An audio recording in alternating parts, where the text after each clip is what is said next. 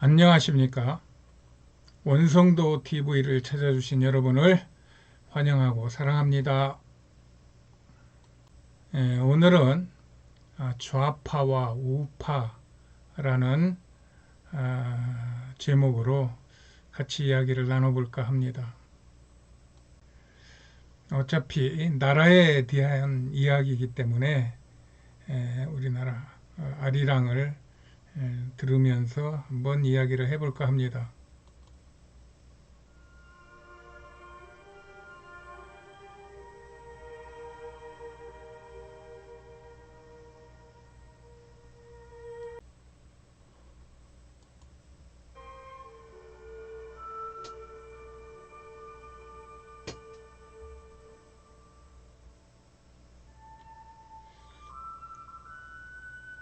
요즘 세상의 어지러움은 아직 정신을 못 차릴 정도죠.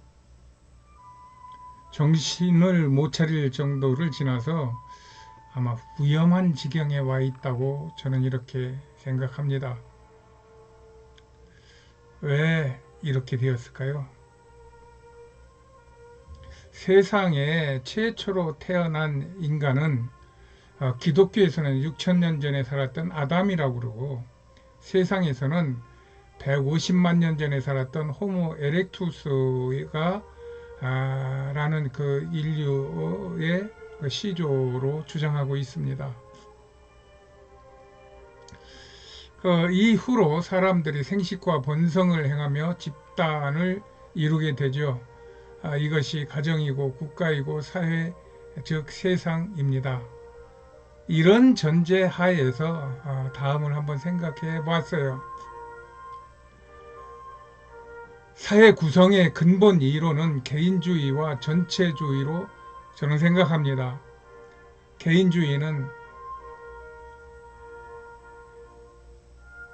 아테네 폴리스 국가로부터 시작됐다고 저는 생각하는데, 이것은 그 나라를 이루는 국민이 주인이 되고 주체가 되어서 국가를 경영하는 체제입니다. 그래서 개인의 그 존재 가치와 개인의 자유를 존중하는 그러한 시기죠. 이를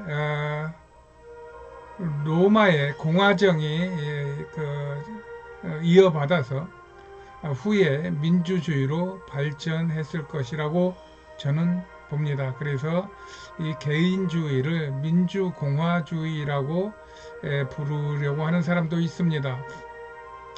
이에 반해 전체주의는 아마 이 스파르타부터 시작되었을 것으로 생각이 되는데, 이 그 전체주의는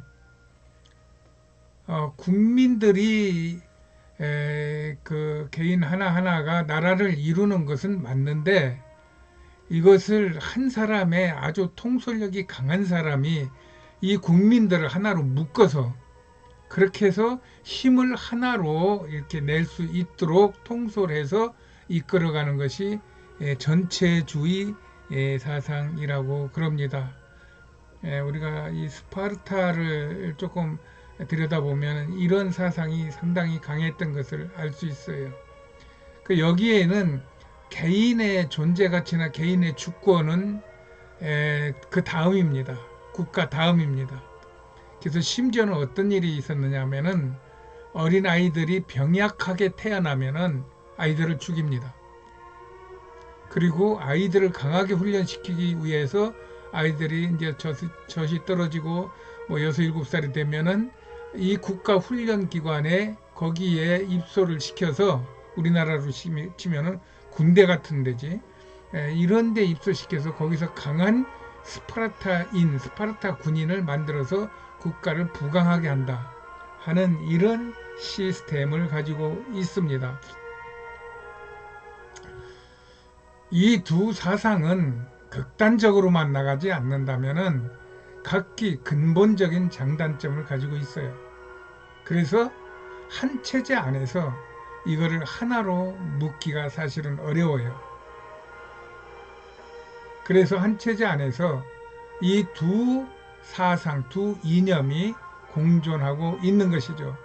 즉 민주주의 안에도 전체주의적인 사상을 좋아하는 사람들이 있고 공산주의 안에서도 개인주의적 삶을 더 좋아하는 사람들이 있습니다.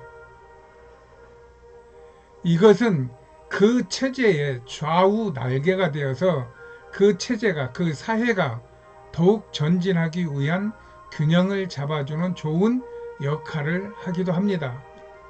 또 다른 면으로는 서로 적이 되어서 전쟁을 치르면서까지도 자기 것을 지키고 주장하려고도 합니다.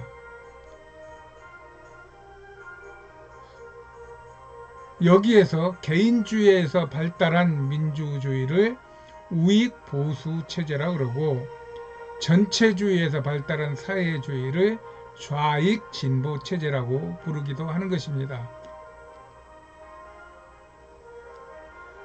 어쨌든 이 두 이념은, 두 사상은 한 체제가 잘 발달하기 위하여서는 아주 중요한 몫이 됩니다. 다시 말하면 한 체제만 가지고 한 국가를 운영하면은 여러 가지로 복잡하고 오히려 더 어려운 문제가 많이 생긴다는 것이죠.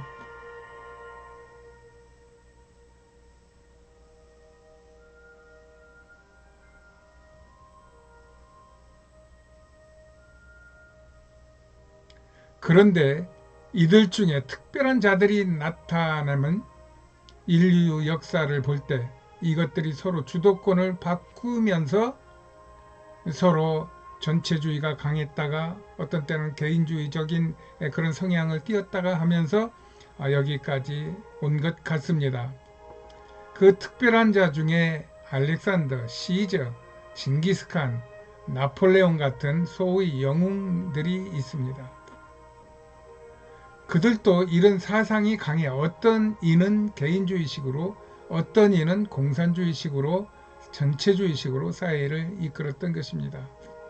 그런데 이 중 특히 김일성 3대는 극단적인 공산사회주의를 시행하여 옛날의 영웅들의 비교가 안 되는 정치를 하고 있어요. 그는 국가와 국민을 사유재산화하여 자신들이 신이 되어 국가의 전권을 쥐고 있죠. 이것을 사상화한 것이 주체사상입니다. 이것은 국가의 주체는 인민, 국민에게 있지만 그것들을 하나로 모아주기 위해서는 1인 전체주의자가 있어야 된다는 얘기입니다. 그가 1인 독재를 하여서 국민이 주인임을 내세우면서도 그 1인이 전 국민을 사유재산화하는 아주 기형적인 체제인 것입니다. 이로 인해 북한은 세계적인 지탄을 받을 뿐만 아니라 늘 폭탄을 안고 사는 것 같은 불안과 공포가 도사리고 있죠. 그런데도 북한은 이것을 앞에서 말한 전체주의, 즉 사회주의라는 개념에 포함시켜 자신들은 좋은 사회체제를 갖고 있는 것처럼 행동합니다. 그러면서 국가를 개인의 것처럼 다루고 있죠. 또한 그 주체 사상을 접목한 남한의 지식인들도 그것을 본따고 있어요. 그래서 그들은 일반인들의 기준이 뻔히 보이는 것을 아니라고 우기며 자신들의 배만 불리는 것이 국민들한테 요즘 보이죠. 그래서 나라가 이렇게 어지럽고 혼란스러운 것이 되는 것입니다. 말하자면 저들은 집단 주사파주의로 발전한 것입니다. 지금 우리나라는 우익과 좌익의 경쟁이 아닌 우익과 주사파의 대결장이 된 것입니다.